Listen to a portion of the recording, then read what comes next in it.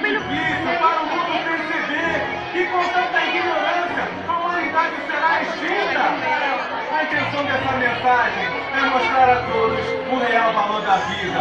Salve a Mãe Natureza!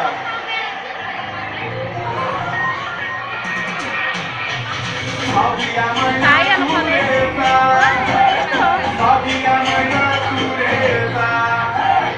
Salve a Mãe Natureza! Salve a Mãe Natureza!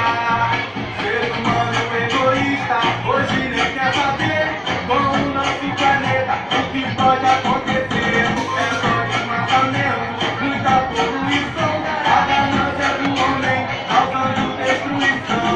O que vamos deixar para os nossos filhos se o mundo em que vivemos estamos destruindo? O planeta está doente, passando muito mal. O sintoma é evidente, o aquecimento global. Adote uma árvore, plante uma semente, não esponje nossa água, cuide do meio ambiente. Salve a Mãe Natureza! Salve a Mãe Natureza! Salve a Mãe Natureza! Salve a Mãe Natureza!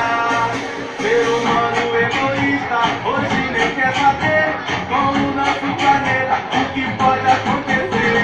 É só desmatamento, muita poluição, a ganância do homem causando destruição. O que vamos deixar para os nossos filhos se o mundo em que vivemos estamos destruindo? O planeta está doente, passando muito mal. O sintoma é evidente, o aquecimento global.